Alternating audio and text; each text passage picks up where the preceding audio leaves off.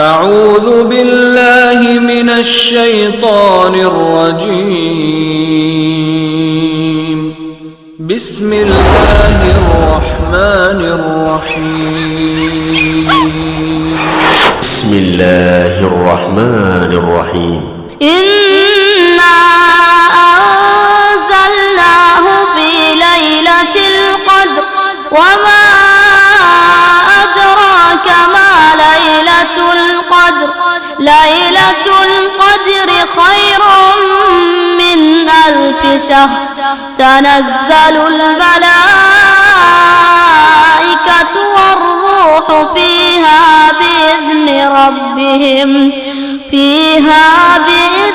ربهم من كل أمر سلام هي حتى مطلع الفجر. شروع اللہ کے نام سے جو بڑا مہربان نہایت رحم والا ہے. ہم نے اس قرآن کو شب قدر میں نازل کرنا شروع کیا، اور تمہیں کیا معلوم کہ شب قدر کیا ہے؟ شب قدر 1000 مہینے سے بہتر ہے.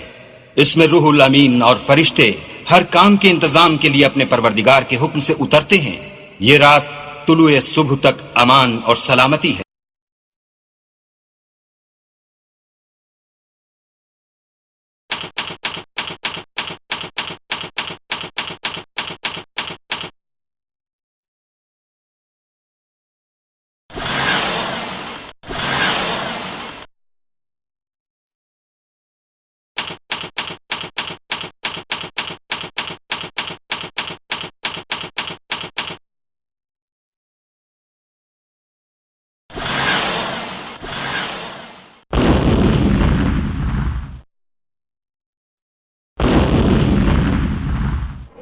تو پھر اِنَّا أَنزَلْنَاهُ سب کے سب علماء مفسرین جیسا آپ پہلے بھی سنے کہ لوح محفوظ سے پہلی آسمان تک اکٹھا اتارا گیا. ٹھیک ہے، تو رات شب قدر کی رات، قدردان والی رات، عظمت والی رات، کیا صرف رات کی گزاری عبادت میں مغفرت، عفو و نامہ طلب کرنے میں کافی ہے، یا رات جس کے لیے بھی اہمیت اور عظمت والی ہوئی وہ ہے قرآن مجید، تو اس کی عظمت اور حرمت سال بھر کہاں چھوڑ کے بیٹھے؟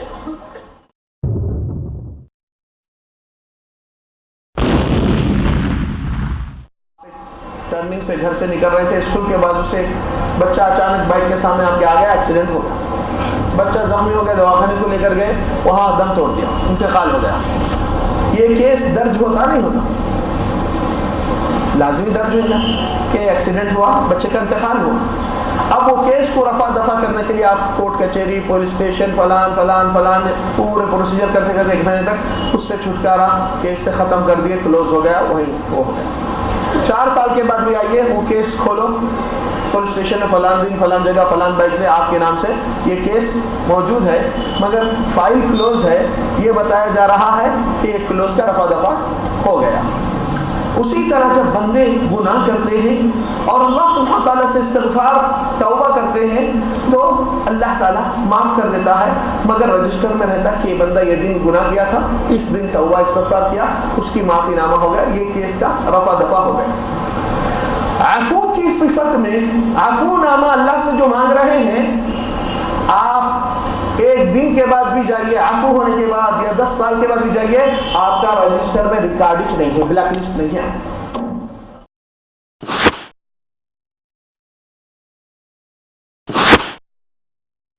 کہنے کا مقصد یہاں پر جب زندگی میں مصیبت تکلیف آتی ہے تو انسان یہ سوچ لیتا ہے کہ ارے بھائی یہ تکلیف مصیبت آئی، اب کیا کرنا، پریشانی.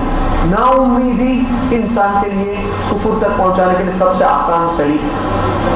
اللہ تعالیٰ فرمائے انہو لا یئس من روح اللہ الا القوم الکافرون، اللہ سے نا امید نہیں ہوتے مگر کافر لوگ ہوتے.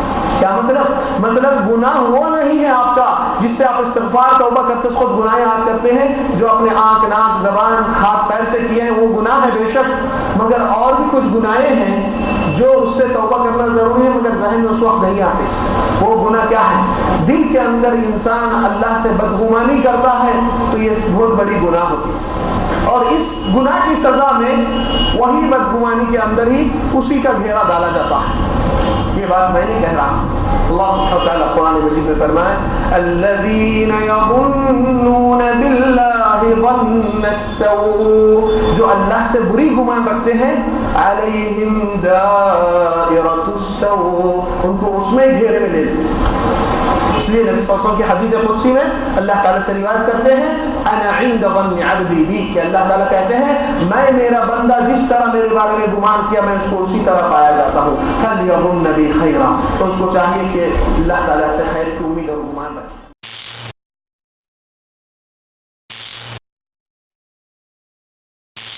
كل بدعة ضلالة وكل ضلالة في النار، وبعد، السلام عليكم ورحمة الله وبركاته۔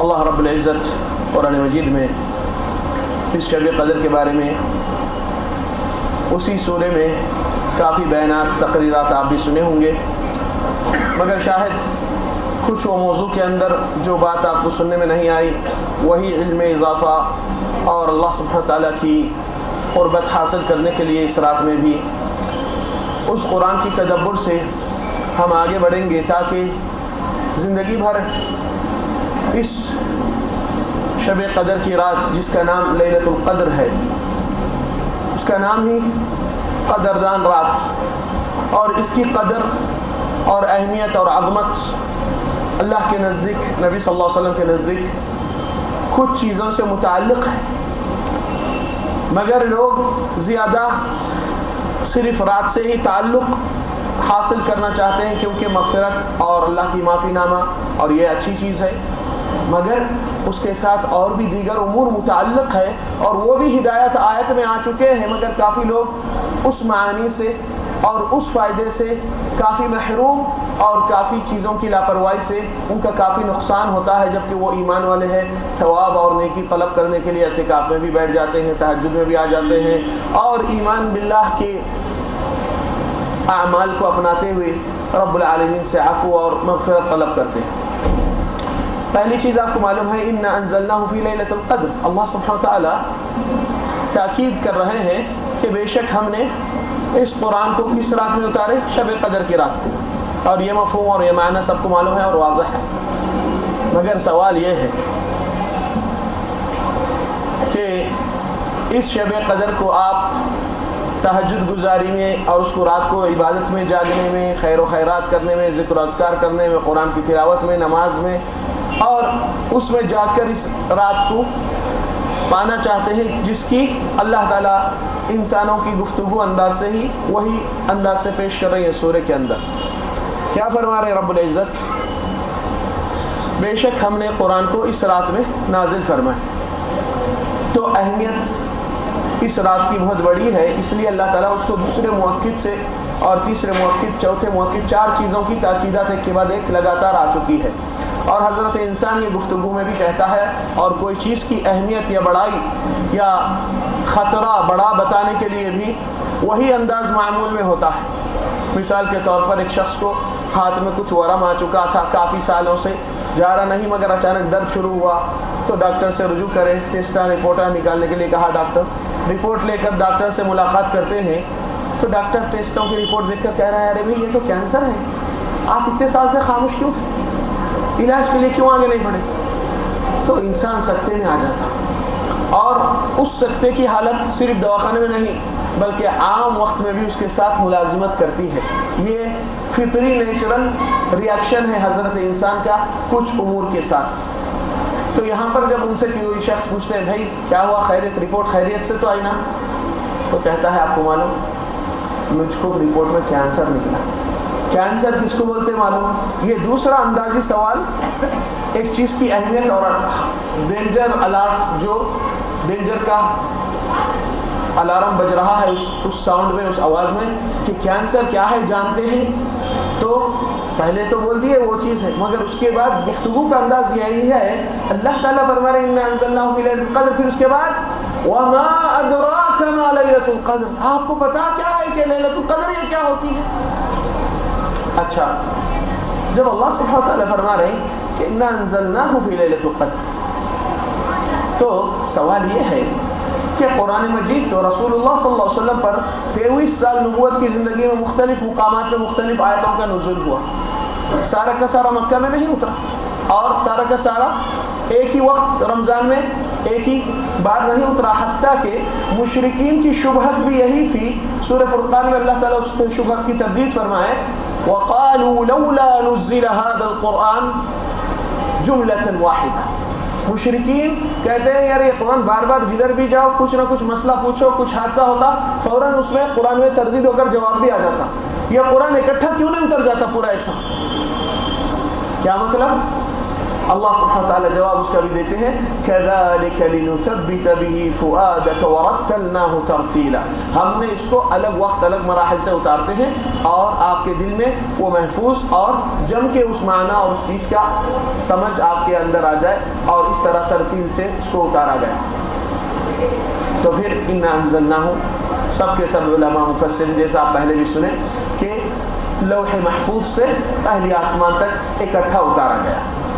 ٹھیک ہے، تو رات شب قدر کی رات، قدر دہن والی رات، عظمت والی رات، کیا صرف رات کی گزاری عبادت میں مغفرت عفو نامہ طلب کرنے میں کافی ہے، یا رات جس کے لیے بھی اہمیت اور عظمت والی ہوئی وہ ہے قرآن مجید، تو اس کی عظمت اور حرمت سال بھر کہاں چھوڑ کے بیٹھے؟ جو چیز اتارے گئی لوح محفوظ سے پہلی آسمان تک، اس کی قدر اللہ تعالیٰ اتنی بلندی سے کر رہا ہے، اور حضرت انسان اور مسلمان اپنی کتاب کو پلٹ کر بھی نہیں دیکھتا سوائے رمضان میں چند صفحے، اور وہ بھی تیزی سے، عجلت سے، بغیر غور بغیر تدبر کے. لوگ ایک دوسرے کو پوچھتے ہیں بھائی کتنے ختم ہوئے قرآن، کہاں پہنچے قرآن میں، کون سا پارہ چل رہا ہے. ہم سوال یہ نہیں کریں گے آپ سے کہ آپ کتنے ختم کریں، کہاں پہنچے ہیں، مگر ہمارا سوال ضرور یہ رہتا ہے کہ قرآن آپ کے دل میں کہاں پہنچا، قرآن آپ کے دل میں کہاں پہنچا، آپ کے احساس کو کیا تبدیل کرا. اس لیے نبی صلی اللہ علیہ وسلم کیوں فرمائے کہ قرآن کو پڑھو اور اپنے احساسات کو حرکت میں لاؤ قرآن کے ساتھ. یہ زندگی کا دستور ہے. یہ شب قدر وہی کتاب نازل ہونے سے ہوئی تو شب قدر کی قدر کرے، مگر جو چیز نازل ہوئی اس کی قدر کرنا ہی بھول گئے بندے. کتنی افسوس اور کتنی بدبختی ہے کہ اللہ سبحانہ وتعالیٰ کے نبی صلی اللہ علیہ وسلم اگر امت کے خلاف اگر ایک شکوہ اور فریاد کرتے ہیں تو قرآن کے اندر بھی لکھے گئی، اور فریاد اور شکوہ کیا تھی رسول اللہ صلی اللہ علیہ وسلم کی؟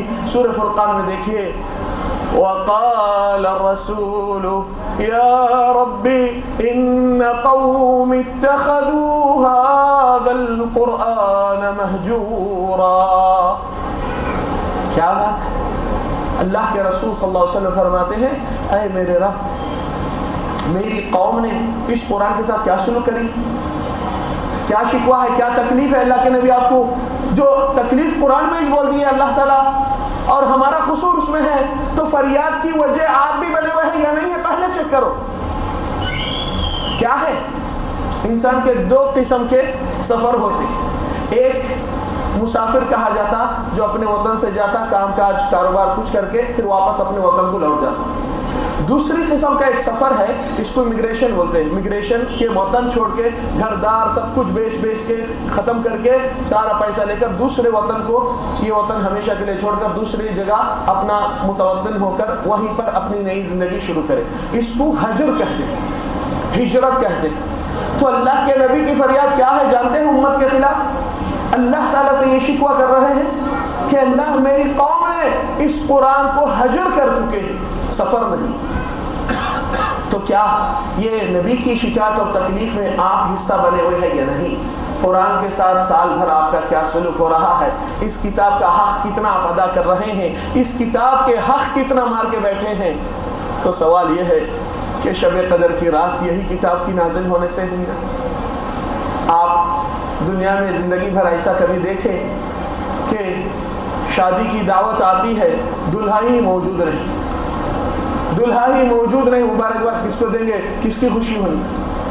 ہماری قرآن زندگی کی اور آخرت کی، ہماری کامیابی کی راستے کی ہدایت، اور آپ صلی اللہ علیہ وسلم جیسا فرمائیں کہ وہ حبل اللہ المتین، اللہ کی موٹی مضبوط راستی ہے.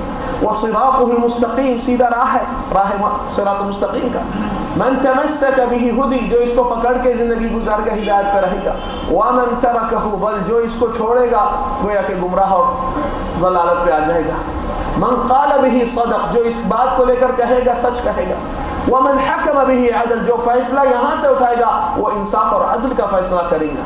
ما من جبار ترکہ الا قسمہ اللہ, کوئی سرکش اپنا بڑھاوا, اپنی تکبر اس کتاب سے اپنے آپ کو ذرا اعلیٰ اور جرأت نہیں ہے, دکھاتا ہے, اعراض کرتا ہے, بے رخی اور روگردانی کرتا ہے, الا اللہ تعالیٰ اس کو اسی کی وجہ سے اس کی رسوائی بہت بری کرتا ہے. اور فیہ خبر من قبلکم, اس میں پچھلے امتوں کی خبریں ہیں. وحکم ما بینکم, اور تمہارے آپس کے اختلاف کے مسائل کا حل شریعت موجود ہے. وخبر ما بعدکم, اور آنے والے موت کے بعد حشر قیامت یعنی کہ پاسٹ پریزنٹ فیوچر کی کتاب. اور افسوس کہ نبی کی فریاد میں آپ اور ہم حصہ لے رہے ہیں.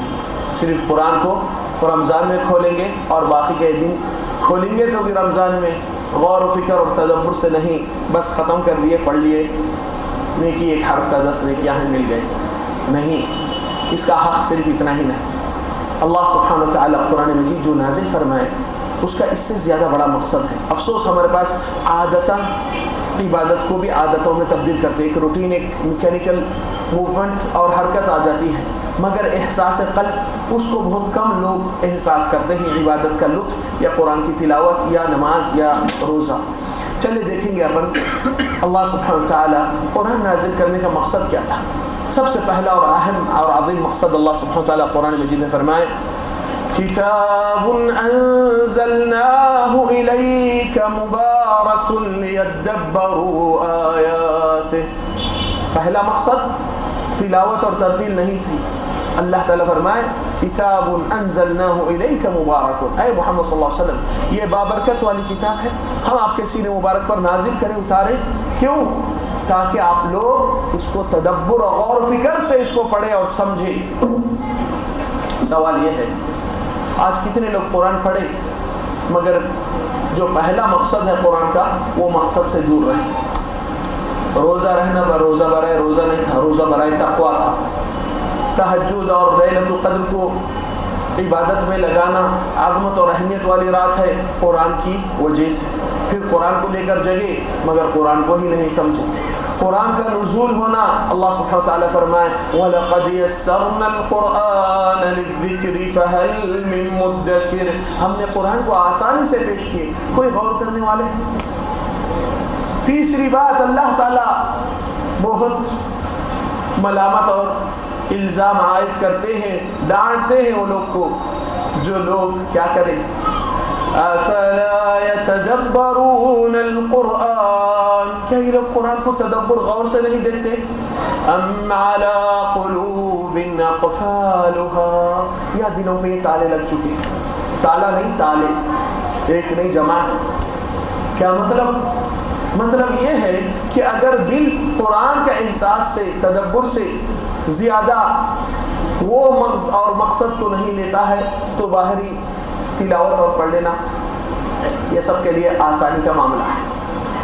عبادت کا احساس ہونا, ذکر ہوتا ہے تو اس کا احساس ہونا, کوئی عبادت ہوتی ہے تو اس کے اندر سے دل کے اندر سے ایک تڑپ اور جستجو, تکلیف, بے چینی اور اس حرکت کو اندر سے آنا ضروری ہے. اس کی مثال میں دیتا ہوں اور یہ مثال سے آپ کو شاہد سبق بھی ایک معنی قریب ہو جاتا ہے. ہمارے ایک استاد محترم کتاب التوحید سالوں سال پڑھاتے, 20 30 40 سال کے قریب وہی کتاب التوحید پڑھاتے ہیں. شرک اقسام, توحید کیا ہے, اللہ کی وحدانیت, وہی آیا تھا, وہی احادیث, کتاب التوحید کے شروحات جتنے بھی تھے. اور اتفاق سے ایک دن آئے اور بچے بھی آئے مسجد کے درس میں, تو استاد محترم کی طبیعت تھوڑی سی یعنی کہ حسب معمول نہیں.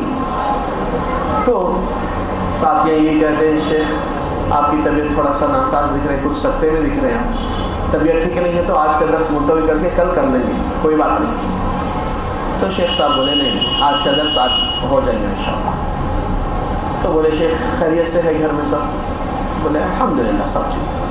پھر کیا بات ہے آپ تھوڑا سا حسب معمول نہیں, بحالی نہیں؟ تو استاد محترم یہ بولے آپ لوگ کو یاد ہے جب گھر میں آئے تھے آپ لوگ, میرے پاس ایک طوطا تھا, جو 4 سال سے تقریباً وہ لا الہ الا اللہ لا الہ الا اللہ بولتے رہتا ہے. وہ طوطے کی زبان پہ کلمہ شہادت سکھایا گیا تھا, تو طوطا ہمیشہ کلمہ شہادت ہی پڑھتے رہتا تھا, لا الہ الا اللہ. تو ریحان شیخ یاد ہے وہ طوطے کا کل انتقال ہو گیا, مر گیا. تو بچے بولے شیخ یہ کیا بات ہے, اس سے اچھا طوطا ہم آپ کو دلیں گے. تو شیخ محترم بولے کیا تم لوگ سمجھتے ہیں کہ طوطے کے انتقال پہ کوئی اتنا وہ ہوتا ہے؟ اللہ سبحانہ وتعالیٰ ہر چیز اپنی تقدیر سے کرتا ہے. انسانوں کی موت, اولاد کی بھی موت وہی ہوتی ہے. مگر معاملہ وہ نہیں تھا. مجھ کو اور دوسری چیز وہ حادثے کے اندر مجھ کو سکتے میں لاتی. کیا ہے کہ وہ طوطے پہ کل بلی حملہ کرے, ہم اس کو کھلا چھوڑ دیے تھے بیچ میں, اور ہمارے روم اوپر تھے, اور ہم آواز شیخ پکار, کافی آواز سننے میں آئی, مگر ہم سمجھے کچھ کبھی پکار لیتا ہے, تو بعد میں احساس ہوا کہ نہیں معمولی پکار نہیں آئی. تو ہم جب تک آئے تو بلی کے حملے سے وہ کافی وہ ہو چکا, چیخ پکار چلتی رہی, اور اسی میں اس نے دم توڑ دیا. تو مجھے یہ احساس ہوا کہ یہ طوطا 4.5 سال سے کلمہ شہادت رٹتے رٹتے زبان سے وہی روانہ چلتے رہتی ہے, مگر مرنے کے وقت ایک بار بھی کلمہ نہیں آیا اس کی زبان پہ. کہاں ہم ایسے تو نہیں ہیں زندگی اور توحید توحید بولتے, مرنے کے وقت ہم کوئی کلمہ نصیب نہیں ہوگا. یہ احساس ہونا ضروری ہے. کیوں؟ آیاتوں کے ساتھ احساس لے کر جئیں گے تو آپ کے اور ہمارے لیے ایک عملی زندگی میں ایک الگ معنی ہوتا ہے. چلے اور ایک مثال ہم آگے لیں گے. ابھی آپ لوگ دیکھتے ہیں کہ روزانہ الحمدللہ شب قدر کے راتوں میں شروع آخر عشرہ سے آپ لوگ کو بھی بتایا گیا کہ اس رات میں کثرت سے دعا کیا ہے, اللہم انک عفو تحب العفو فاعف عنی. ٹھیک ہے, اس کا ترجمہ کسی کو معلوم ہے؟ کوئی بھی؟ جی بولیے. اللہ تو معاف کرنے والا ہے, تو پسند کرنا معاف کرنا, میرے گناہ معاف کرنا. اچھا ٹھیک ہے. اور ایک لفظ ہے عربی میں بتا رہا ہوں, اللہم انک غفور غفار. اے اللہ تو غفور غفار ہے, مغفرت کرنا پسند کر, تحب المغفرۃ فاغفر لی, تو میری مغفرت کر. یہ ترجمے میں بھی وہی ترجمہ دیتا ہے اردو میں جو آپ بولے نا ابھی, مگر یہ دونوں میں کافی فرق بہت ہے. دونوں الفاظ میں, دونوں دعائوں میں ترجمہ اردو کا وہی آتا ہے, مگر جب تھوڑا سا تدبر کریں گے تو عفو نامے کا معاملہ زیادہ بلند ہے اور زیادہ اعلیٰ ہے, اور اس کے اندر بہت فرق ہے مغفرت کے معاملے سے. اس کی دلیل, اس کا معنی پہلے بول دیں گے, پھر اس کے بعد اس کی دلیل بھی پیش کریں گے, تاکہ آپ کو قرآن کے اوپر تدبر جو ہونا ہے وہ تدبر سے آپ کو بہت کچھ چیزیں سمجھ میں آتے ہیں. وہ بصیرت کھلتی ہے, دل کی بصیرت کھلنے سے دل کا تالا ہٹ جاتا ہے. مثال کے طور پر آپ ایک ٹرننگ سے گھر سے نکل رہے تھے, اسکول کے بازو سے بچہ اچانک بائک کے سامنے آپ کے آ گیا, ایکسیڈنٹ ہو گیا, بچہ زخمی ہو گیا, دواخانے کو لے کر گئے, وہاں دم توڑ دیا, انتقال ہو گیا. یہ کیس درج ہوتا نہیں ہوتا؟ لازمی درج ہوگا کہ ایکسیڈنٹ ہوا, بچے کا انتقال ہوا.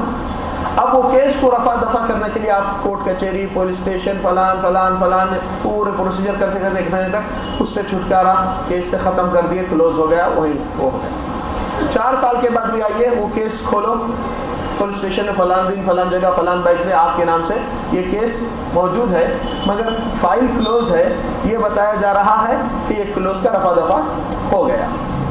اسی طرح جب بندے گناہ کرتے ہیں اور اللہ سبحانہ تعالیٰ سے استغفار توبہ کرتے ہیں تو اللہ تعالیٰ معاف کر دیتا ہے, مگر رجسٹر میں رہتا ہے کہ یہ بندہ یہ دن گناہ کیا تھا, اس دن توبہ استغفار کیا, اس کی معافی نامہ ہو گیا, یہ کیس کا رفع دفع ہو گیا. عفو کی صفت میں عفو نامہ اللہ سے جو مانگ رہے ہیں, آپ 1 دن کے بعد بھی جائیے, عفو ہونے کے بعد, یا 10 سال کے بعد بھی جائیے, آپ کا رجسٹر میں ریکارڈ نہیں ہے, بلیک لسٹ نہیں ہے.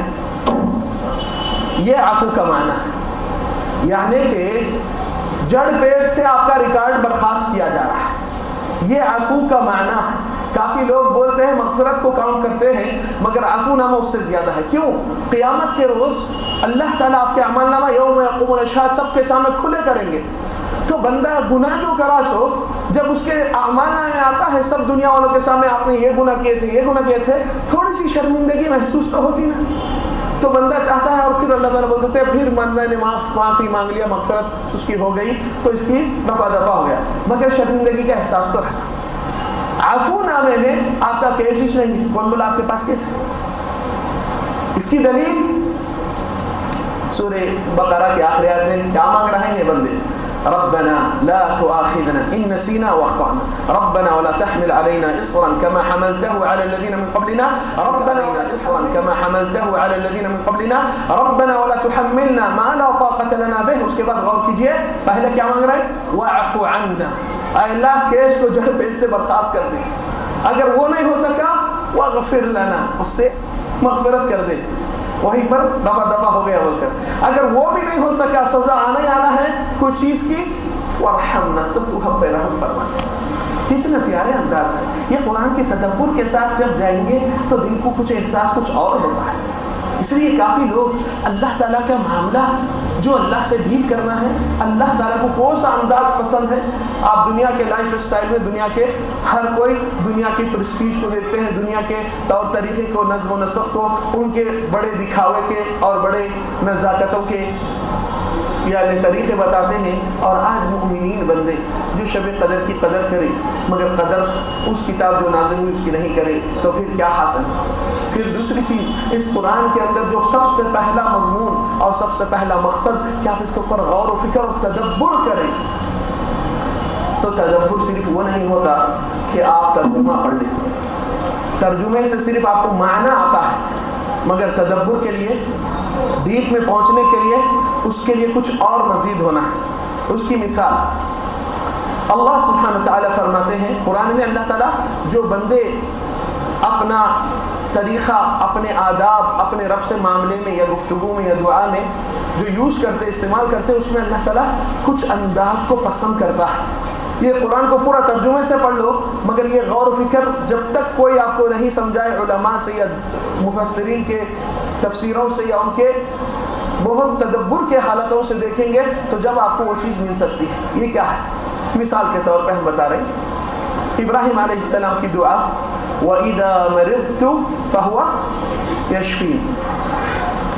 سوال یہ ہے ابراہیم علیہ السلام کیا دعا کریں کہ اللہ جب میں بیمار پڑتا ہوں تو مجھے شفایاب عافیت سے مالا مال کرتا ہے یا نہیں ہے؟ سوال یہ ہے بیماری کہاں سے آئی؟ ہاں، بیماری کہاں سے آئی؟ کس کے طرف سے؟ اللہ کی طرف سے۔ ٹھیک ہے، بیماری نقص کی صفت ہے یا خوبی کی صفت ہے؟ خواہ یعنی نگیٹو ہے یا پوزیٹیو ہے؟ نگیٹو ہے۔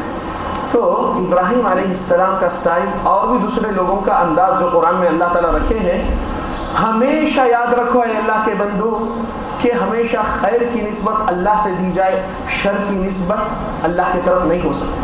کیسا؟ اگر ابراہیم علیہ السلام دعا میں یہ کہہ رہے ہیں کہ اللہ تو جب مجھے بیمار کرتا تو مجھے ٹھیک کرتا، تو اللہ کا احسان کہاں؟ احسان کا نام ہی نہیں رہتا۔ ابراہیم علیہ السلام دعا میں یہ کہہ رہے ہیں وَإِذَا مَرِضْتُ، جب میں میری بد کرمیوں سے، بد عملی سے، میری گناہوں کی وجہ سے جب میں بیمار پڑتا ہوں حقیقت میں، تو تو رحم کر کے مجھے معاف کر کے شفایاب کرتا ہے۔ نبی صلی اللہ علیہ وسلم کی دعا میں کیا ہے؟ وَالْخَيْرُ كُلُّهُ بِيَدَيْكَ، اللہ سارے خیر کے راستے خزانے تیری حوالے ہے، تو ہی نوازتا ہے خیر سے۔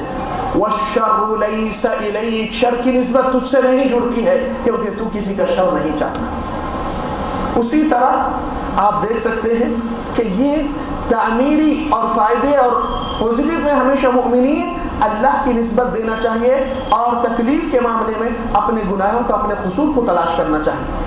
اس لیے بندے کا دل شکر گزار کب ہو سکتا ہے؟ اللہ کی نعمت کو صحیح ادا شکر گزاری کب ہو سکتی ہے؟ جب جسم کے اعضاء جوارح بھی دل کے مطابق تہ دل سے پیش کرتا ہے۔ اس کی مثال اور ایک دیکھیے، سورہ جن میں اللہ تعالیٰ ان جنات کے انداز کو بھی تعریف کے انداز میں ذکر کرتے ہیں۔ پہلے کیا ہوتا تھا؟ رسول اللہ صلی اللہ علیہ وسلم کی نبوت آنے سے جنات کے لوگ اور شیاطین کیا کرتے تھے؟ آسمان کے پہلے آسمان کے پاس اپنے بیٹھا کیا رکھتے تھے؟ وہاں پر جا کر اللہ تعالیٰ کوئی فیصلہ کرتا ہے، کچھ حکم دیتا ہے فرشتوں کو کہ جاؤ فلان جگہ پہ، فلان بستی میں، فلان ملک میں یہ چیز ہونا ہے، تو آسمان کی ساتویں آسمان سے فرشتے ایک دوسرے کو حکم پہنچاتے رہتے ہیں. تو جو بات وہاں پر چلتی ہے، شیاطین یہ کان چرا کر یعنی کان لگا کر خبر چرا کر زمین پر منجمین کہانت کرنے والوں کو اطلاع دے دیتے ہیں. تو وہ لوگ ایک معاملے کے ساتھ 1000 جھوٹ لگا کر تو وہ لوگ کی کہانت اور نجومیت چلتے رہتی تھی. مگر جب رسول اللہ صلی اللہ علیہ وسلم کو نبوت دی گئی تو وہ بیٹھکوں کی برخاست اللہ تعالیٰ کر دیا ہے. جو بھی بیٹھے گا اس کو جلانے والا ستارہ فَأَتْبَعَهُ شِهَابٌ ثَاقِبٌ وَلَقَدْ زَيَّنَّا السَّمَاءَ الدُّنْيَا بِمَصَابِيحَ وَجَعَلْنَاهَا رُجُومًا لِلشَّيَاطِينِ، شیاطین کو مارنے کے لیے، ان کے ٹھکانوں سے برخاست کرنے کے لیے. جنہوں نے کیا کہا، وَأَنَّا كُنَّا نَقْعُدُ مِنْهَا مَقَاعِدَ لِلسَّمْعِ، ہم پہلے ہمارے بیٹھک کہاں ہوتے تھے وہاں سننے کی. فَمَن يَسْتَمِعِ الْآنَ، اب جو بیٹھیں گا سننے کے لیے، يَجِدْ لَهُ شِهَابًا رَصَدًا، اس کو ستارہ جلانے والا پایا تو نہیں بیٹھ سکتا کوئی بھی وہاں پر. اس کے بعد جملہ کے اوپر غور کیجئے، وَأَنَّا لَا نَدْرِي أَشَرٌ أُرِيدَ بِمَن فِي الْأَرْضِ، اور ہم کو اس بات کا علم نہیں کیا زمین والوں کے ساتھ شر ہونے والا ہے، ام اراد بهم ربهم رشدا، یا ان کا رب ان کے ساتھ کچھ بھلائی کرنے والا ہے. بھلائی کے معاملے میں اللہ کی نسبت دے دی ان کے رب سے، اور جب شر کا معاملہ ہے تو نسبت اللہ کی نہیں دی گئی. ارید بمن فی الارض، کیا زمین والوں سے شر ہونے والا ہے یا اللہ تعالیٰ ان کی بہتری کرے گا. بہتری کا لفظ آیا تو اللہ تعالیٰ کی رب کے نام دے دیے ہیں، اور جب نقص کی صفت آ رہی ہے تو اللہ کی نسبت نہیں دی گئی وہاں. اسی طرح آپ سورہ کہف جو جمعے کو پڑھتے ہیں اس میں بھی تدبر کیجئے، غور کیجئے.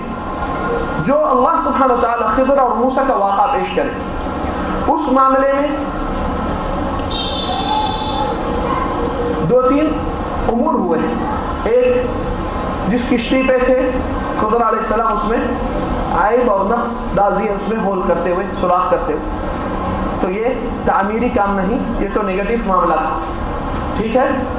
دوسری جگہ ایک دیوار بستی میں گرنے کو آ رہی تھے قریب، اور بستی والے کھجانے سے، مہمان نوازی کرنے سے ان کو انکار کر دیے، پھر بھی وہ اس کو صحیح حالت میں اس کو مرمت کر کے اس کو درست کر دیتے. تو وہ تعمیری کام تھا.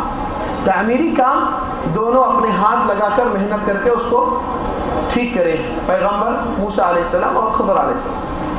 مگر جب ان باتوں کی وضاحت کرتے ہیں خضر علیہ السلام، قرآن کے الفاظ میں دیکھیے، وَأَمَّا السَّفِينَةُ، اور جو کشتی کو ہم نے اس میں خامی اور عیب کر چکا ہوں. دیکھیے سنیے الفاظ کو غور سے.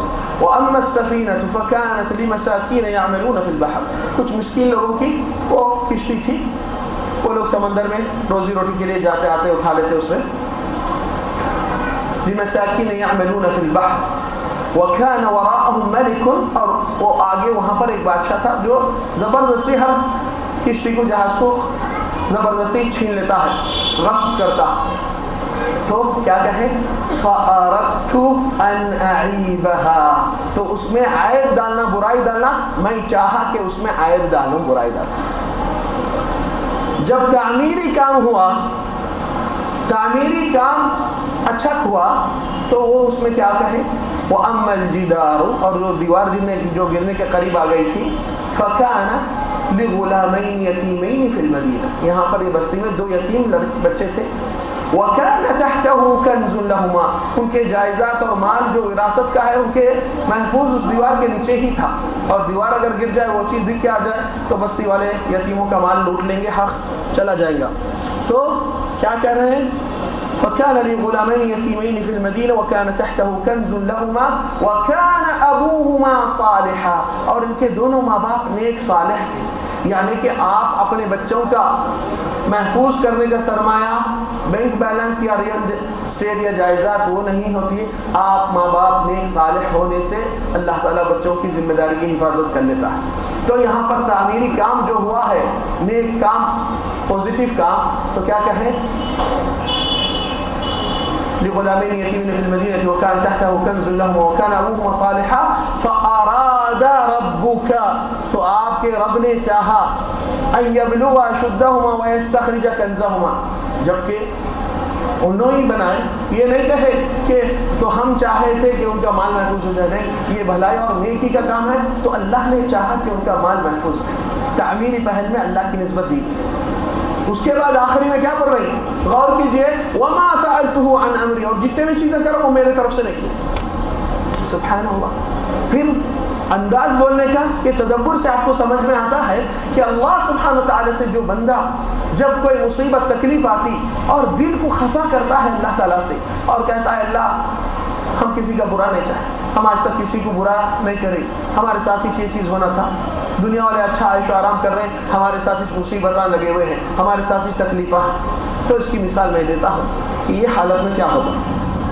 یہ حالت میں یہ ہوتا ہے اس سے پہلے شاید میں مثال یہاں پر بھی دیا تھا یا نہیں دیا تھا اللہ عالم آپ سوچئے ایک آپ کا دکان کا کاروبار ہے جس میں روز بیٹھ کے اپنی روزی روٹی چلتی ہے اتفاق سے آپ کا ایک ایکسیڈنٹ ہوا پیروں پہ پلاسٹر بن گیا ڈاکٹر نے بول دیا بیڈ ریسٹ نہیں تو ریڑھ کی ہڈی میں بھی فرق ہوتا اور یہ دکان کے ملازمین پہ آپ کو بھروسہ نہیں ہے کیونکہ اس سے پہلے بھی کافی آپ کا نقصان کر دیا اور آپ آپریشن کے وقت جب جانا تھا تو آپ کے پاس اتنا رقم نہیں تو آپ کسی عزیز سے جا کر ملاقات کر کے بولتے بھائی میں آپ سے ایک مدد کے لیے آیا تھا اور ذرا آپ بھی تعاون کر دیں گے تو تھوڑی مہربانی اور آپ کو یہ بدل میں بعد میں ادا کر دوں گا اگر ممکن بھائی صاحب آپ اتنے سالوں سے خیر خرید فون پہ بھی ہم کو پوچھے نہیں سلام تک نہیں کرے فون پہ اب آئے تو بھی مطلب کے لیے آئے ٹھیک ہے دے دیں گے بول کر اس طریقے سے اٹھا کر پھینکتا ہے لے لیجیے پیسے وہی پھینک کر دے رہا ہے کیا آپ کی نفس اور آپ کی عزت نفس قبول کرتی ہے اس انداز سے آپ کو ادنا حقیق سمجھ کے دے رہے ہیں تو آپ بولتے ہیں بھائی صاحب نہیں دینا ہے تو مت دیجیے اللہ مالک دوسروں سے بندوبست کر لیں کوئی بات نہیں تو یہ انسان کی عزت نفس کی بنا پر انسان یہ انداز اور یہ حقارت اور یہ بیزارگی کا معاملہ پسند نہیں کرتا سوال یہ ہے آپ اور ہم اللہ تعالیٰ کے لیے کئی اور عبادتیں پیش کرتے ہیں جس میں سے نماز ہے مگر کتنے لوگ نماز کو آ کر بیزارگی سے پیش کرتے ہیں چلو کب ختم ہوئی تو اچھا ہے کب خطبہ ہوا تو ختم ہوا تو اچھا ہے تو آپ دنیا والے بیزارگی سے قبول نہیں کرتے عزت نفس سے اور اللہ تعالیٰ کی ذات عزیز معز ہے اور اس کو آتے ہیں بغیر دل کی تیاری ایک بوجھ ایک کندھا ایک تھکن اتارنے کے لیے کیا اللہ تعالیٰ کی عبادت کا محتاج ہے ہرگز نہیں یہ عبادت کے آپ ہی محتاج ہیں اور یہ بیزارگی سے پیش کرنا صرف آپ اپنے آپ کو دھوکے میں رکھیں کہ عبادت قبول ہو جائے گی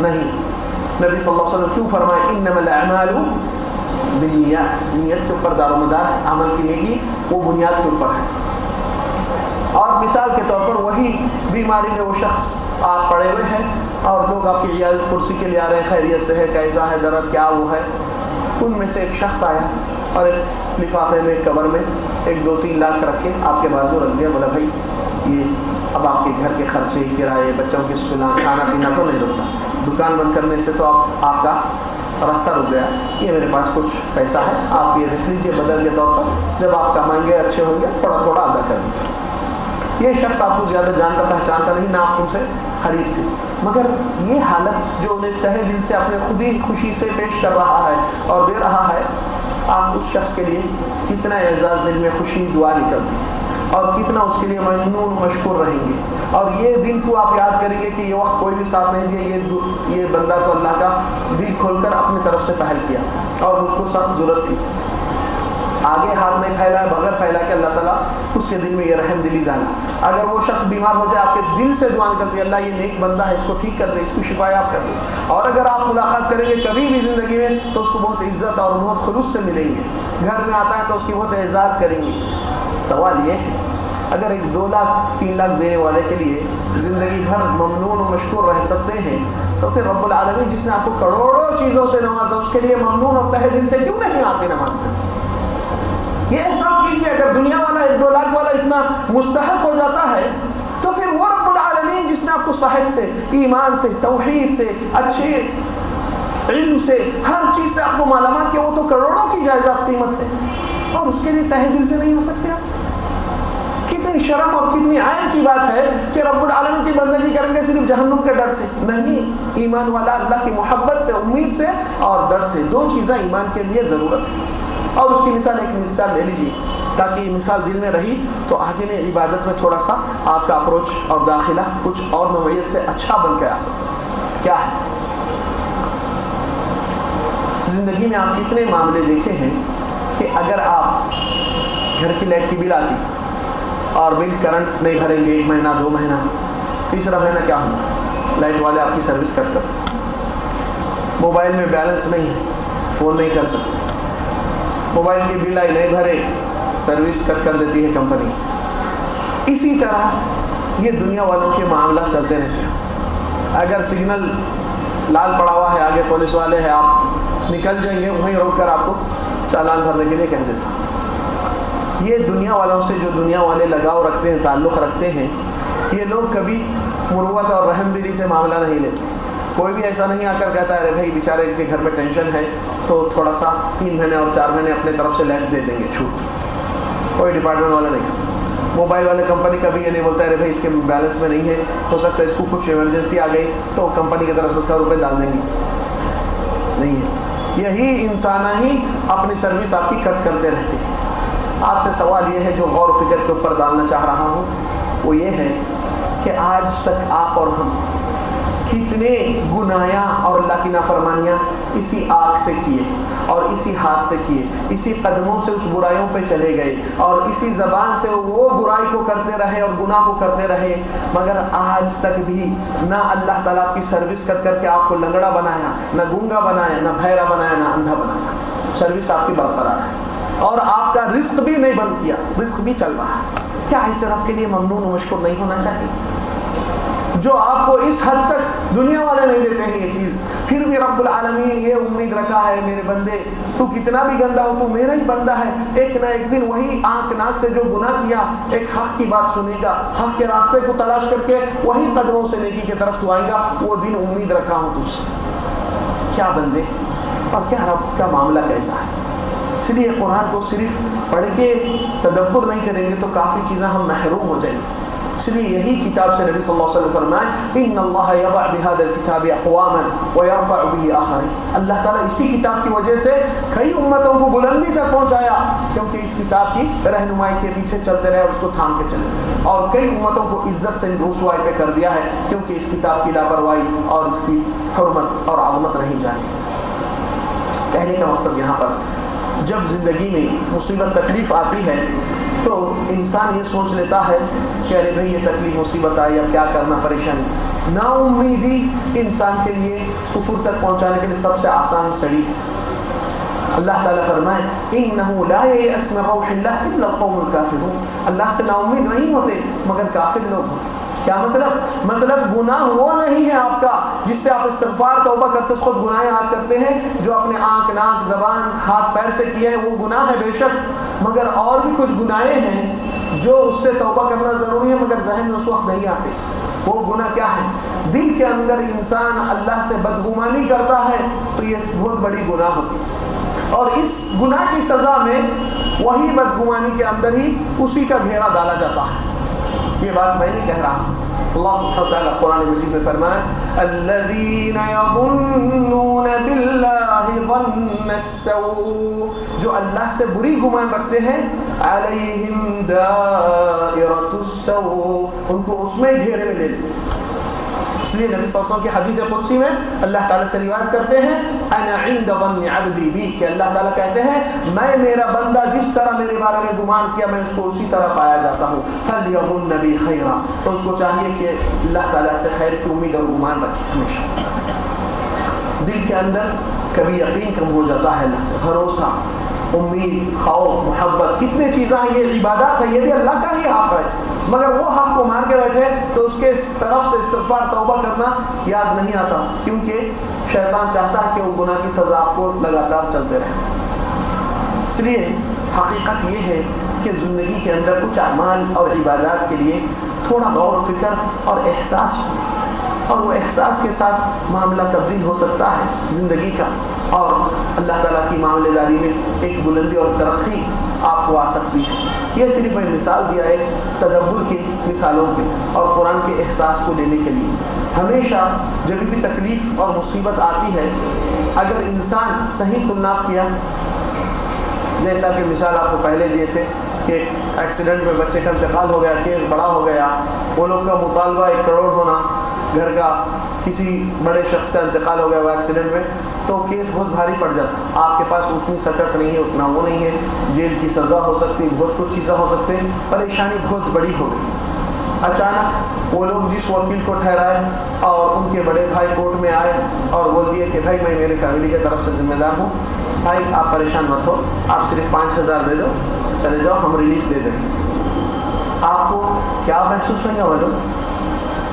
ارے میں تو 5 لاکھ 50 لاکھ کتنے ہوتے کہ اس پریشانی میں تھا، اللہ کا شکر ہے 5,000 میں معاملہ ختم ہو گیا، یہ تو فری میں ختم ہو گیا. یہ احساس آتا نا جو معاملے کے اوپر بہت بھاری پڑنے والا تھا آپ کے اوپر.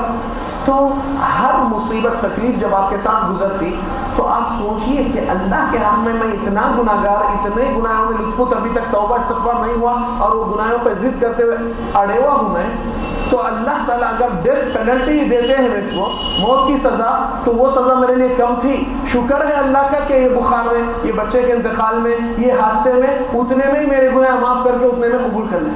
یہ احسان ہے اللہ، نہ کہ اللہ کی تکلیف ہو رہی، ہم مصیبت میں آ گئے، ہم کسی کا برا نہیں کریں، ہمارے ساتھ تکلیف آزمائشاں ہوتا. نہیں، مؤمن ہمیشہ صحیح تلنا کرتا، کیونکہ اللہ سبحانہ تعالیٰ کا قاعدہ قانون قرآن میں یہ ہے ما اصاب من مصیبة فبما كسبت ایدیکم ویعفو عن کثیر.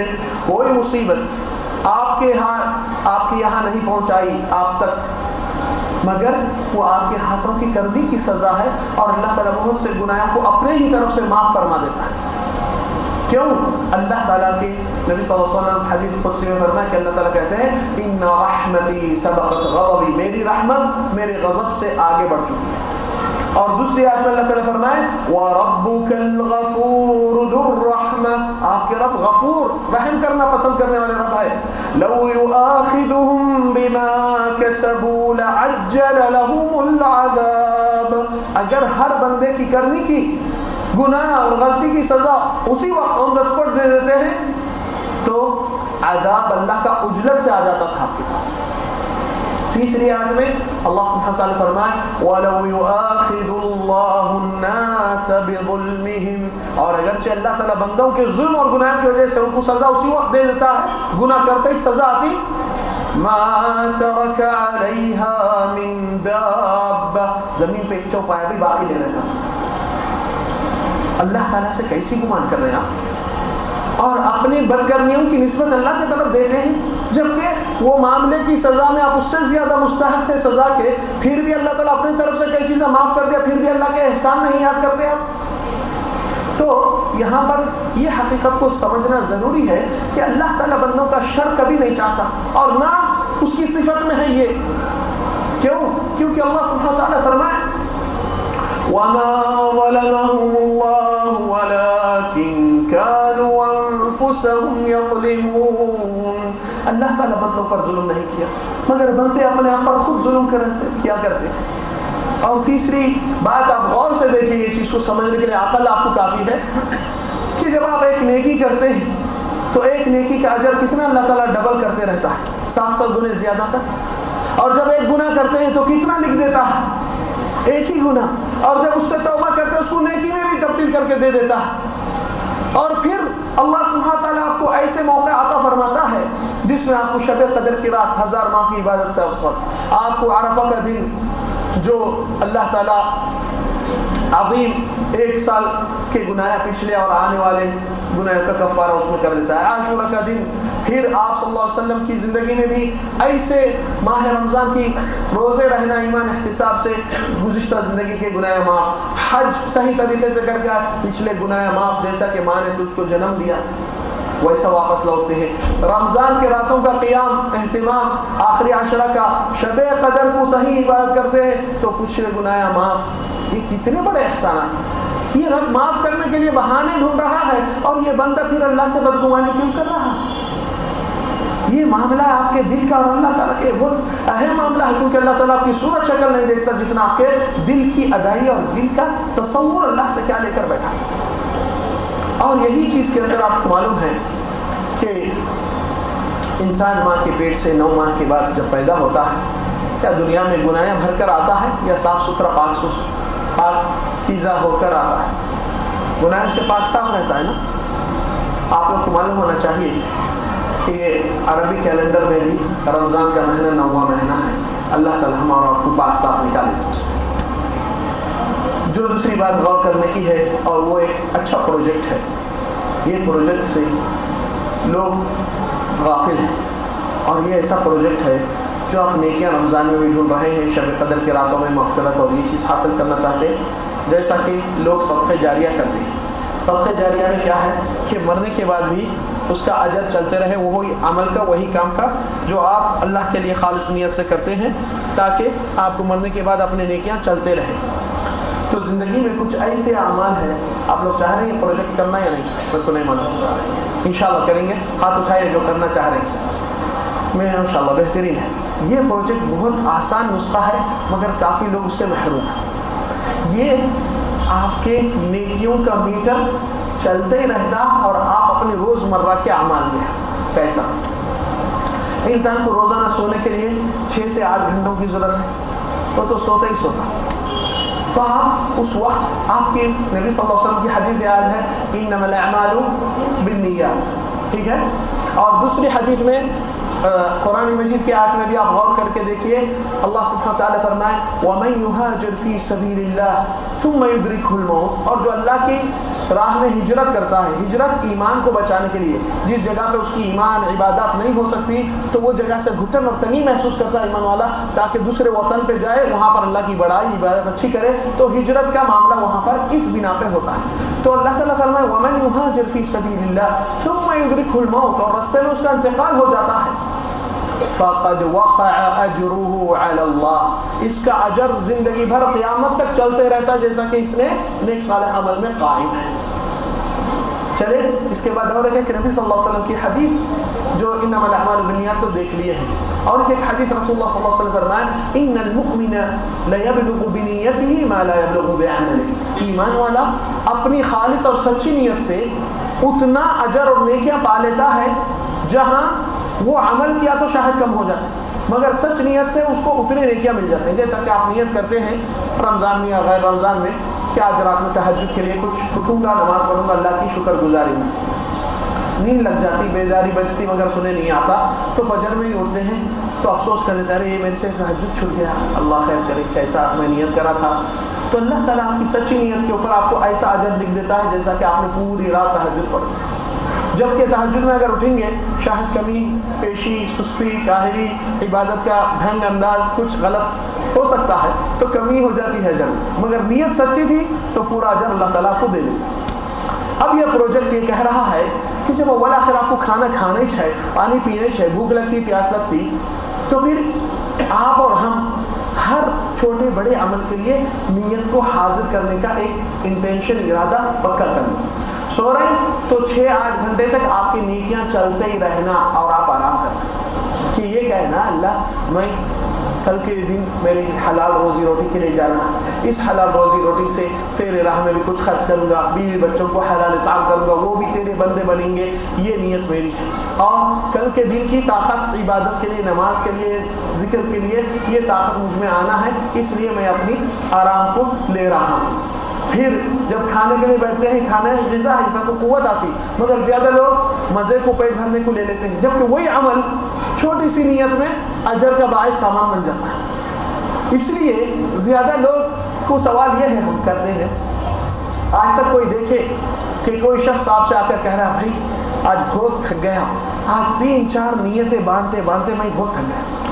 کوئی کہا ایسا؟ جبکہ نمازوں کے لیے پھر بھی تھکن ہوتی، وضو کر کے فجر میں اٹھ کے آنا، محنت مشقت ہوتی، مگر یہ کام کے لیے صرف ایک سچی نیت کو تیار کرنا، اور ہر عمل کے ساتھ اپنے نیکیاں کاؤنٹ ہوتے رہتے اور میٹر چلتے ہی رہتا، جبکہ آپ روزمرہ کے اعمال کرتے. رسول اللہ صلی اللہ علیہ وسلم کی حدیث ہے قالوا آپ صلی اللہ علیہ وسلم فرمائیں ان بكل تحمیدۃ صدقہ وبكل تسبیحۃ صدقہ وبكل تکبیرۃ صدقہ، ہر سبحان اللہ الحمدللہ اللہ اکبر کہنے میں انسان کو صدقہ ہوتا ہے. وفی بضع احدکم صدقہ، اور انسان اپنی زوجہ سے اپنی خواہش اور رغبت پوری کرتا ہے اس کو بھی صدقہ کا اجر ملتا ہے. قالوا یا رسول اللہ ارأیت یأتی احدنا شہوته ویکون له فیها اجر، اللہ کے نبی ہم اپنی نفس کی خواہش کو لے رہے ہیں، استعمال کر رہے ہیں، کیا اللہ تعالیٰ ہم کو اس میں نیکی دے رہا ہے؟ تو نبی صلی اللہ علیہ وسلم فرمائے ارأیتم لو وضعها فی حرام، کیا خیال اگر وہی چیز حرام میں ڈالتا کیا اس کے اوپر گناہ نہیں ہوتا تھا؟ قال بلى قال كذلك فإذا وضعها في حلال كان له بها أجر، اس کے لیے اجر ہوتا ہے.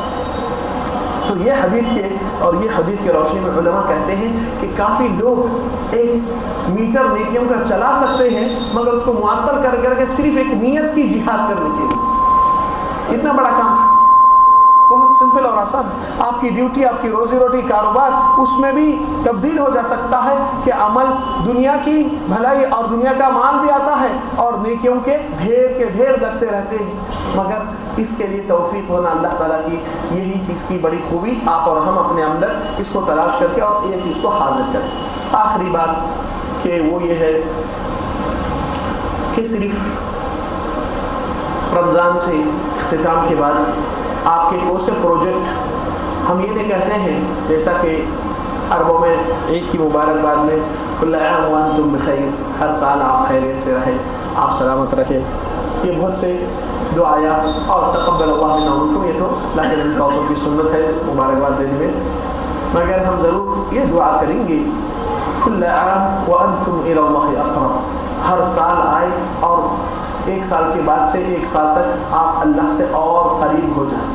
قریب مطلب کہ اس کی رضا اور اس کی مغفرت اور اس کی چیز جی، کیونکہ نبی صلی اللہ علیہ وسلم فرمائے تم میں سے سب میں بہتر وہ ہے خیرکم من طال عمرہ وحسن عملہ، جس کی عمر بڑھتی ہے اور نیک صالح عمل اس کے ساتھ بڑھتا ہے، اور تم میں سے سب میں بدترین جس کی عمر بڑھتی ہے اور نیک صالح عمل گھٹ جاتا ہے، کم ہو جاتا ہے. تو اب یہ رمضان کے ماہ میں آپ سوچئے کہ ایک بندے کو، ایک شخص ہے اور وہ نوجوان لڑکے کے لیے باہر سے ویزا آیا ڈرائیور کا، اس کو گاڑی چلانا آتا ہی، اس کے گھر والے موقع کو ہاتھ سے چھوڑنا نہیں چاہتے، تو بولے بیٹا ڈرائیونگ اسکول ہے، روز 3-4 گھنٹے چلا لے گاڑی، ہاتھ صاف ہو جاتا، سیدھا 1 مہینے میں چلے جائے.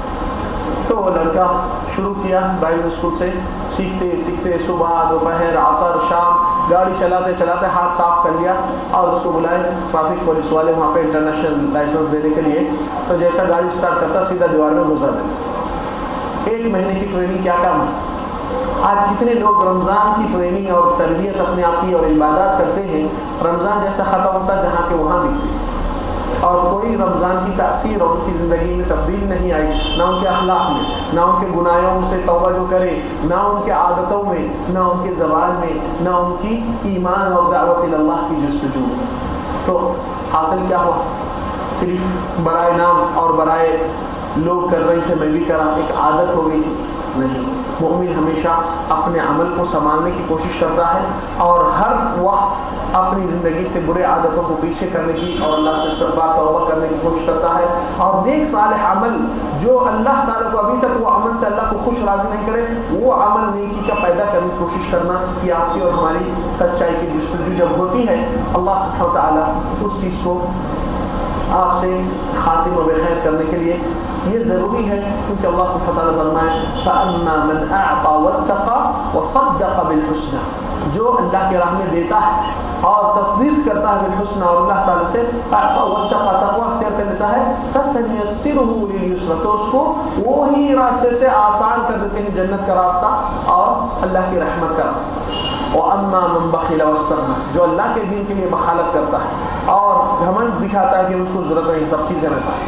وَكَذَّبَ بِالْحُسْنَى، آخرت کے ملاقات کے دن سے جھٹلاتا ہے، یقین نہیں کرتا ہے، فَسَنُيَسِّرُهُ لِلْعُسْرَى، اس کو شدت اور تھکن اور عذاب کی طرف اس کو راستہ بلندی کا چڑھاؤ کا ہوتے رہتا ہے. اللہ سبحانہ و تعالیٰ سے دعا ہے رب العالمین ہمارے کو اور آپ کو کہنے سے زیادہ کرنے کی توفیق عطا فرمائے. یہ باتیں جو سنے قیامت کے روز، اللہ اس باتوں کو ہمارے ساتھ حجت اور گواہ بنا، ہمارے خلاف حجت گواہ نہ بنے. اللہ سبحانہ و تعالیٰ سے یہ بھی دعا ہے کہ کہ رب العالمین اس کا عفو نامہ اس ماہ میں ہمارے اور آپ کے لیے مہیا اور آسان کر دے، اور جہنم سے چھٹکارا کی لسٹ میں آپ کے اور ہمارے ناموں کو درج فرما۔ وآخر دعوانا الحمد للہ رب العالمین، وصلی اللہ وسلم وبارک علی نبینا محمد وعلی آلہ وصحبہ وسلم اجمعین۔ جزاکم اللہ خیر۔ قرآن کی ہدایت بھول گئے، سنت کی فضیلت بھول گئے، قرآن کی ہدایت بھول گئے، سنت کی فضیلت بھول گئے، افسوس کہ ہم رفتہ رفتہ احکام شریعت بھول گئے، افسوس کہ ہم رفتہ رفتہ احکام شریعت بھول گئے، افسوس کہ ہم رفتہ رفتہ احکام شریعت بھول گئے، میدان میں نکلنا چھوڑ دیا، دشمن کو چلنا چھوڑ دیا، میدان میں نکلنا چھوڑ دیا، دشمن کو چلنا چھوڑ دیا، گر گر کے سنبھلنا چھوڑ دیا، جنگوں کی مہارت بھول گئے، گر گر کے سنبھلنا چھوڑ دیا۔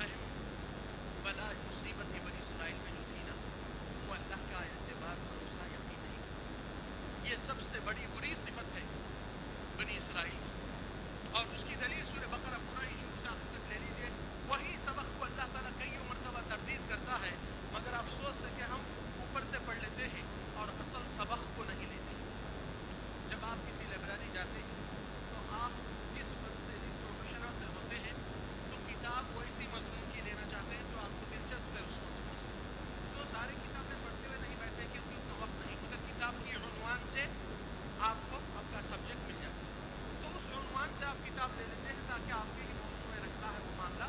تو کتاب کی عنوان نام ہے بقرہ، قرآن مجید میں سورہ بقرہ.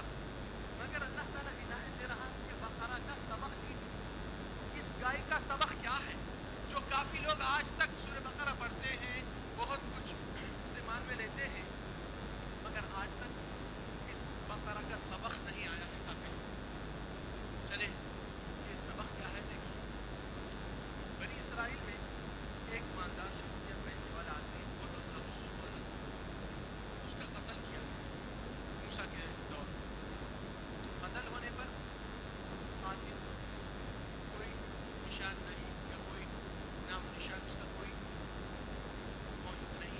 سب کے سب پریشان تھے کیونکہ بنی اسرائیل کی شریعت میں یہ تھا کہ اگر کوئی شخص کسی کو قتل کرتا ہے اور اس کے جائیداد میں اس کو حصہ ملتا ہے تو اس کو حصے سے منع کیا جاتا ہے، اس کے اوپر سزا عائد ہو جاتی ہے. تو اب اس ایماندار آدمی کا قتل ہوا ہے اور قاتل کون ہے کسی کو علم نہیں. تو معاملہ کیا ہوا؟ معاملہ یہ ہوا کہ یہ سب کے سب کہے کہ نہیں دیکھو ایک کلیم اللہ رسول ہے، اللہ کے نبی ہے، وہ موسیٰ، چلو ان سے ہم دریافت کر لیں قاتل کون ہے تاکہ اس کو سزا دیں. تو اس معاملے کے لیے وہ لوگ آئے اور موسیٰ سے یہی سوال کہ موسیٰ آپ کہتے ہیں آپ کلیم اللہ ہے، اللہ کے نبی ہے، اور ہمارے پاس ایک معاملہ پریشانی کا آیا ہے. یہ شخص قتل ہو چکا ہے، اس کا قاتل کون ہے ہمیں بتا دیں. تو آپ اللہ کے نبی ہیں، آپ ہمیں بتا دیجیے کہ اس کا قاتل کون ہے. تو موسیٰ کہتے کہ ایک گائے کا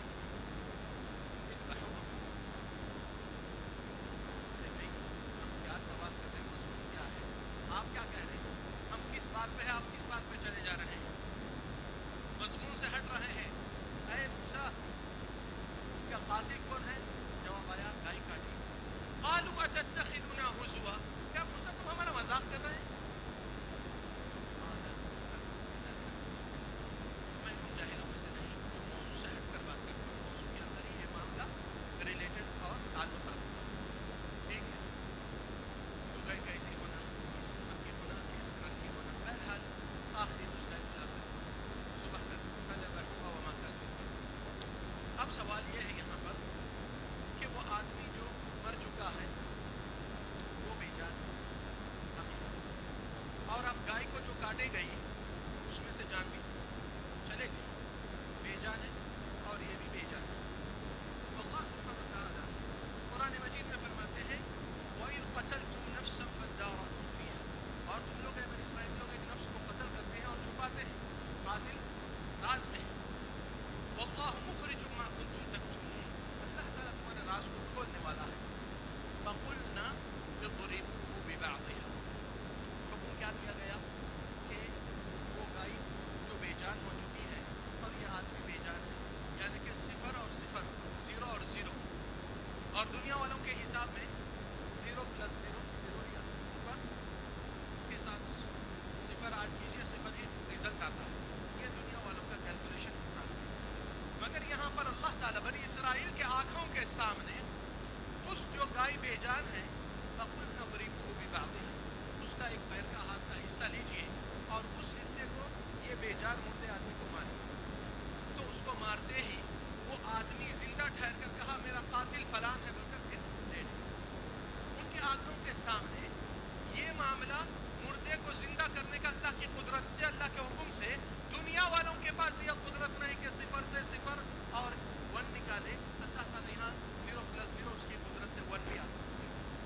تو یہ اللہ کی قدرت اور آنکھوں کے سامنے دیکھیں کہ مردوں کو زندہ کر رہا ہے ان کے آنکھوں کے سامنے. اس کے بعد دیکھیے یہ لوگ کا عالم جو بے بھروسہ اور بے اعتبار اللہ کی ذات پہ یقین نہیں رکھتے تھے، سوال کیا کر رہے ہیں جانتے ہیں؟ کہتے ہیں یا موسیٰ لن نصبر علی طعام واحد، اے موسیٰ ہم روز جنت کا من و سلوہ کر رہا ہے، دستر جنت کا، ہم اس کھانے پہ ہمیشہ روز کوئی نہیں کریں. آپ اپنے رب سے دعا کیجئے کہ ہم کو زمین سے جو فصل نکلتی ہے وہ ہمارے دے دے. پیاز، لہسن، دال جو بھی زمین سے نکلتی ہے، میاں و عدسی و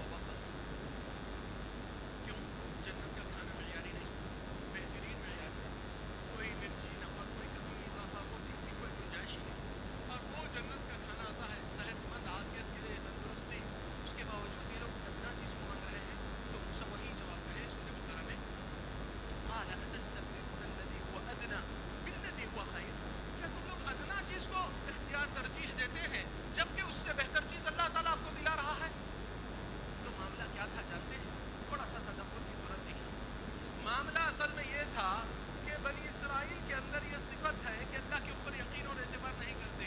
وہ لوگ ذہن میں تصور یہ بنا چکے تھے کہ آج موسیٰ ہمارے بیچ ہے, جنت سے کھانے کا دستر آتا ہے, کل موسیٰ چلے جائیں گے, اللہ تعالیٰ ہم کو رزق نہیں دے گا, اس لیے ہمارے ہاتھ کی چیز پہ ہم کو بھروسہ رہتا ہے, اللہ کے ہاتھ کی چیز پہ ہم کو بھروسہ رہتا ہے.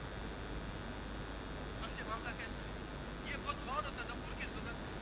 سورہ بقرہ میں بے شمار واقعات اللہ تعالیٰ بنی اسرائیل کے سامنے آنکھوں کے سامنے دکھایا ہے, اور ہماری امت کو اس سورہ بقرہ کی شروعات میں ہی سب کچھ بتا دیا کہ غضب اللہ کا کب آتا ہے, جب بندہ اللہ کو جانتا ہے, اللہ کی کتاب کو جانتا ہے, اس کے آیاتوں کو, نشانیوں کو, سب چیز کو جاننے کے بعد پھر اس رب العالمین پہ شک اور اس کی سزا سے یقین نہیں کرتا ہے, اور اس ملاقات کی تیاری نہیں کرتا. اور ایک واقعہ دیکھ لیجیے, بنی اسرائیل کے 70,000 آدمی 12 قبائل میں پریشان حال ہے, قحط سالی ہو گئی, بارش نہیں آ رہی ہے, کافی پریشان, جھاڑے سوکھے مر گئے, جانور کمزور ہو کے ختم ہو رہے ہیں, وہ لوگ پیاسے ہو گئے. تو اب سورہ بقرہ میں ہی سبق ہے, آ کر کہے وَإِذِ اسْتَسْقَىٰ مُوسَىٰ لِقَوْمِهِ, موسیٰ تم اللہ کے نبی, پانی کے لیے طلب, سقیا کے لیے طلب کرو, دعا کریں گے. تو وہاں پر جب استسقاء کی نماز اور دعا ہوتی ہے تو سب کے سب آسمان کی طرف بادل اب یہاں سے آئیں گے, وہاں سے آئیں گے, بارش یہاں سے ہوگی, وہاں سے ہوگی. اللہ تعالیٰ کی قدرت کی علامت اور ایک بہت بڑی نشانی وہاں پر بنی اسرائیل کے آنکھوں کے سامنے اللہ تعالیٰ دلا رہا ہے. وہ کیا ہے؟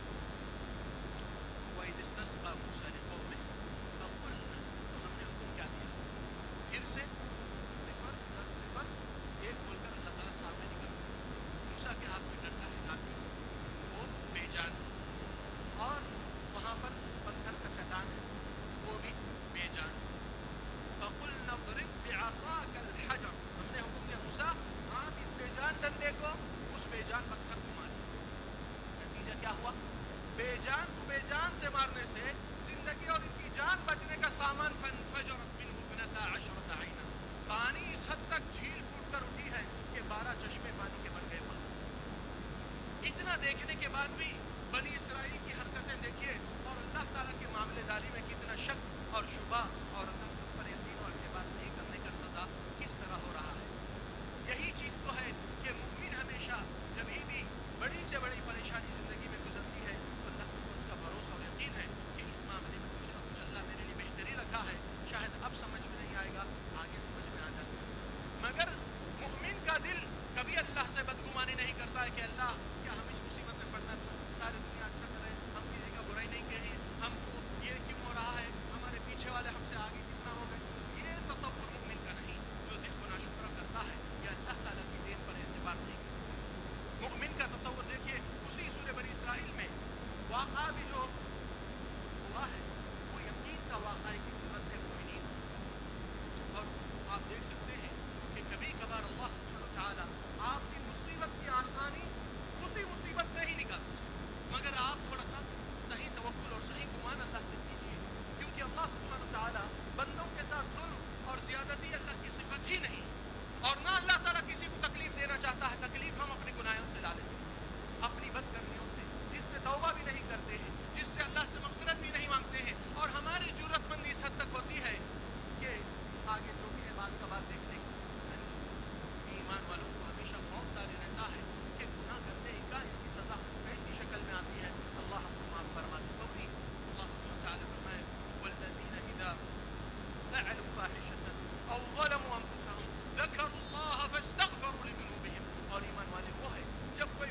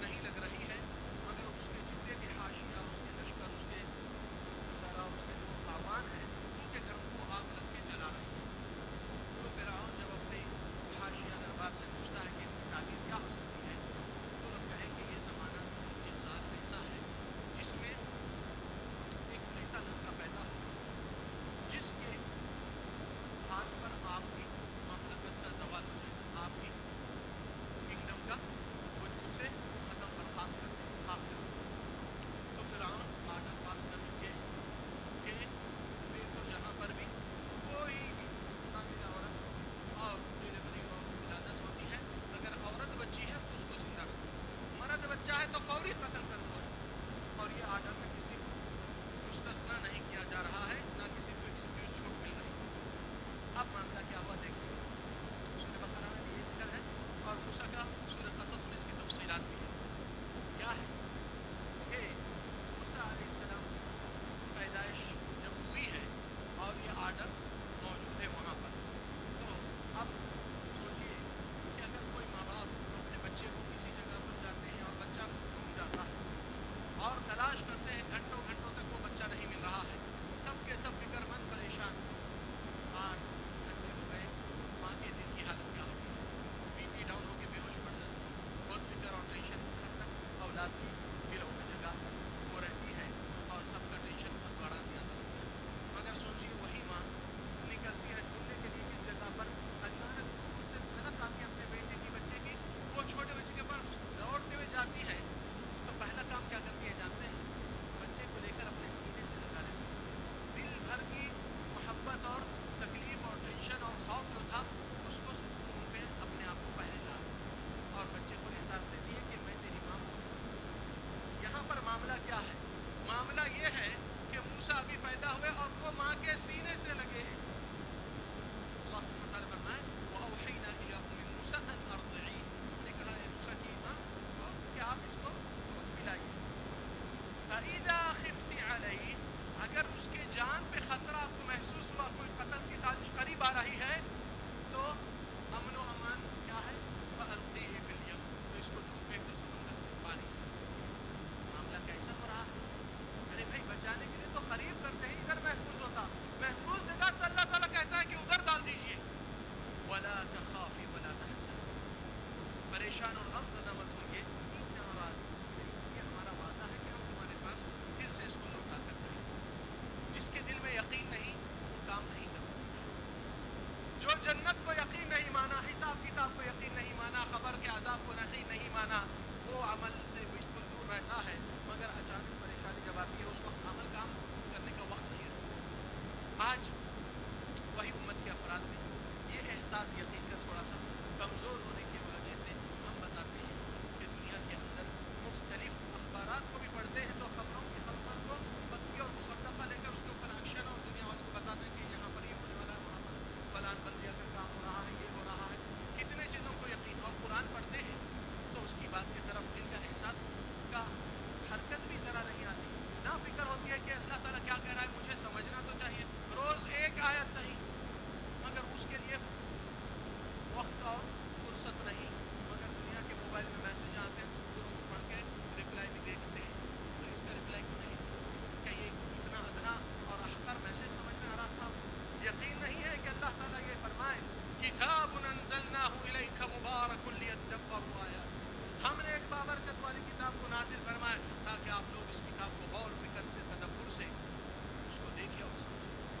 تو یہاں پر موسیٰ کی پیدائش میں خوف کا خطرہ محسوس ہوا تو پہلے یہ چیز ماں نے اس کو پانی میں رکھ کے پھر ہوا کیا، فَأَلْقِيهِ فِي التَّابُوتِ فَأَلْقِيهِ فِي الْيَمِّ، اس ڈبے میں ڈال کر پانی میں ڈال دیجئے، بہا دیجئے، اور فَلْيُلْقِهِ الْيَمُّ بِالسَّاحِلِ، اور وہی سمندر کا پانی وہی ان کو ایک ساحل پر پہنچاتا ہے، کون اٹھائیں گے ان کو، يَأْخُذْهُ عَدُوٌّ لِّي وَعَدُوٌّ لَّهُ، میرا ایک دشمن ہے اور اس کا بھی دشمن ہے، موسیٰ علیہ السلام، وہی اس کو اٹھائے، وَأَلْقَيْتُ عَلَيْكَ مَحَبَّةً مِّنِّي، اور کوئی بھی آپ کو دیکھے تو اللہ کی ایک محبت آپ پر ڈالے گی کہ دل سے چاہے، وَلِتُصْنَعَ عَلَىٰ عَيْنِي، اِذْ تَمْشِي واقعہ کیا ہوا، فرعون کے دربار میں وہ اور ان کی بیوی نے اس بچے کو پانی سے اٹھایا، تو فرعون کی بیوی کیا کہے، قُرَّةُ عَيْنٍ لِّي وَلَكَ لَا تَقْتُلُوهُ، یہ آنکھوں کی ٹھنڈک بن سکتا ہے مجھے اور اس کو قتل مت کرو، عَسَىٰ أَن يَنفَعَنَا أَوْ نَتَّخِذَهُ وَلَدًا، شاید ہم کو کچھ نفع بخش بن جائے یا بیٹے کی طرح اس کو پال لیں گے کیونکہ ان کو اولاد نہیں۔ عجیب آرڈر پاس جہاں سے ہوا ہے وہیں سے بچاؤ، اللہ تعالیٰ کا انتظام کریے کہ مصیبت کے گڑھے سے ہی نجات کا سامان یقین والوں کے لیے۔ اور اللہ سبحانہ وتعالیٰ نے دوسری آیت میں فرمائے فَالْتَقَطَهُ آلُ فِرْعَوْنَ لِيَكُونَ لَهُمْ عَدُوًّا وَحَزَنًا، فرعون اور اس کے خاندان وہاں سے اس کو اٹھاتے ہیں تاکہ فرعون کا دشمن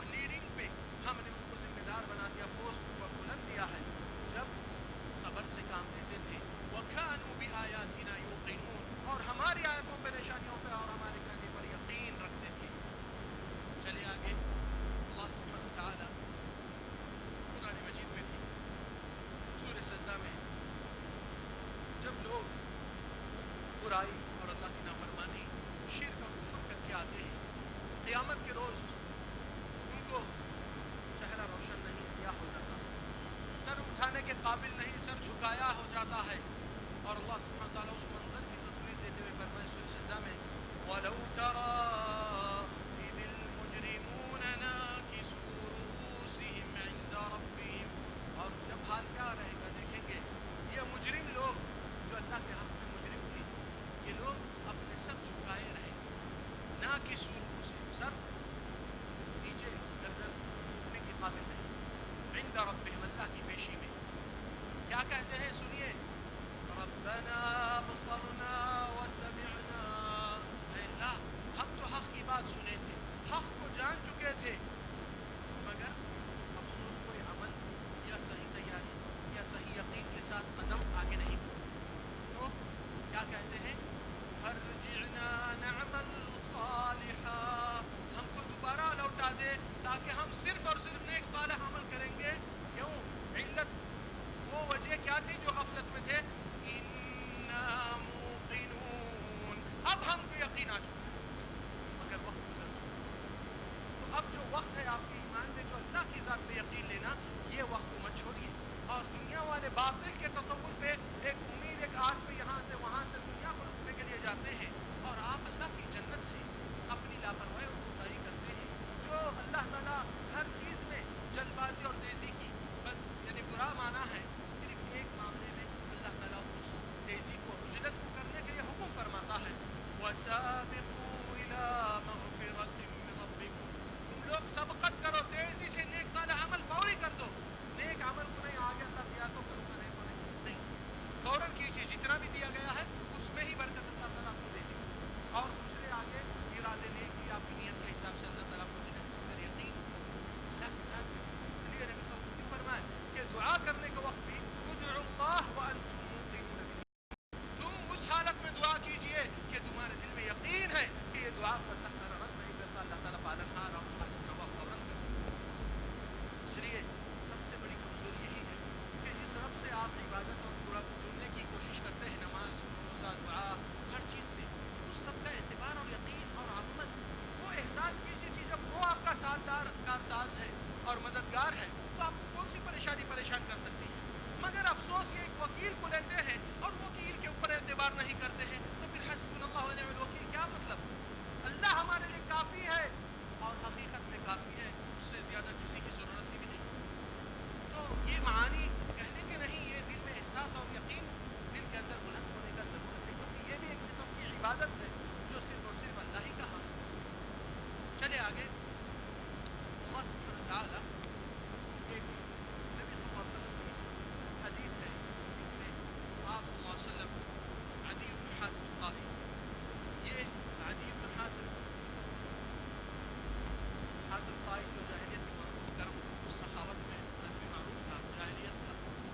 حاتم طائی کی مثال دیتے ہیں کرم میں سخاوت کیونکہ حاتم طائی ایک ایسا آدمی تھا جو اپنی ڈیرے اور ریگستان میں آگ لگا کے لکڑیاں ڈالتے رہتا ہے تاکہ آگ نہ بجھے. کوئی بھی مسافر دور سے روشنی دیکھ لے تو آ کر ان کے پاس کچھ ساز سامان مہمان نوازی کرنے کے بہانے سے وہ آگ ہمیشہ مشتا ہے یعنی 24 گھنٹے میں مہمان نوازی کرتا ہوں. تو اس سے معروف ہو گئے حاتم طائی کرم میں. اور یہ بھی تھا کہ حاتم طائی کی کرم میں کوئی بھی اپنے غلام ہے ان کے سلیب ہے اس کو کہتے ہیں کہ جاؤ کسی مہمان کو لا لو تم آزاد ہو. اتنا بڑا مگر ان کے بیٹے بھی کیونکہ اللہ تعالیٰ نے بہت بڑی مال اور دولت سے ان لوگ کو نوازا. تو حاتم طائی کی ایک بیٹی رسول اللہ صلی اللہ علیہ وسلم کے قید میں آ چکی تھی ایک غزوے میں. تو ان کے بابا تو گزر چکے تھے مگر ان کا بھائی جو قبیلے کے سردار اور بڑے ہو گئے تھے تو بڑے حاشیے میں بڑے موقف میں اپنے ساتھیوں کے ساتھ بہت سجا ہوا گھوڑا اور کافی بڑے مجمع میں آتا ہے مدینہ میں. اور مدینہ کے لوگ بالکل ادنا زندگی جینے والے کپڑے صحیح نہیں لنگے پیر بہت طاقت حالت میں نظر آتے. تو عدی بن حاتم یہ نصرانیت میں تھے. رسول اللہ صلی اللہ علیہ وسلم سے جب پہلی ملاقات ہوتی ہے وہیں تو نبی صلی اللہ علیہ وسلم کہتے ہیں یا حاتم لا الہ الا اللہ اللہ تعالیٰ کی بڑائی کو مان لو اور یہ دین اسلام کو قبول کرو. قال لا انا علی دین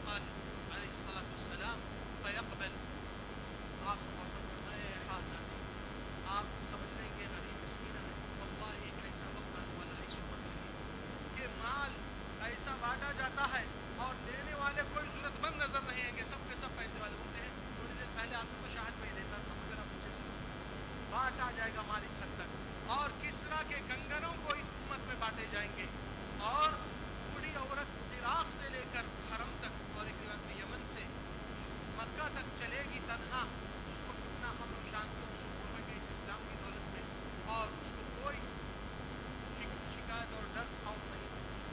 تو عدی بن فوری اسلام اور رضی اللہ عنہ صحابی ہو جاتے ہیں.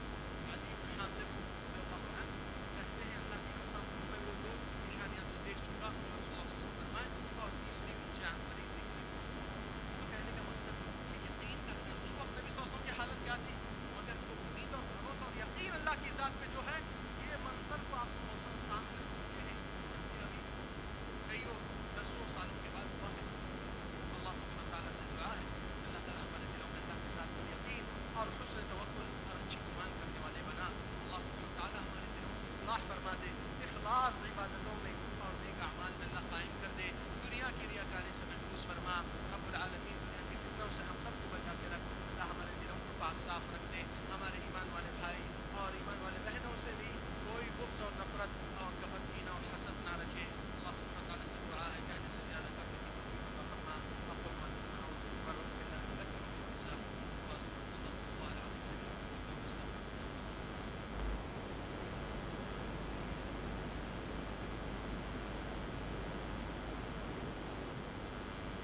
الحمد لله رب العالمين والعاقبة للمتقين ولا عدوان إلا على الظالمين. وصلى وسلم على رسوله الكريم نبينا محمد وعلى آله وصحبه أجمعين. أما بعد إخواني في الله، ينبغي أن نتذكر أن لهذا الدين حقا عظيما في عبودية الله وحده. فيقين المؤمن يقين صادق يتوكل على الله حق التوكل، وهذه هي الصفة التي يمتاز بها المؤمن دون ما سواه. ولكن من فقد اليقين بالله وضيع الثقة بالله فهو بما دونه أضيع. وهذه من الأمور التي ينبغي لكل منا أن يرعى حق الله سبحانه وتعالى فيها، لأنها عبادة نتعبد الله ونتقرب إليه بها. هذه عبادة القلب من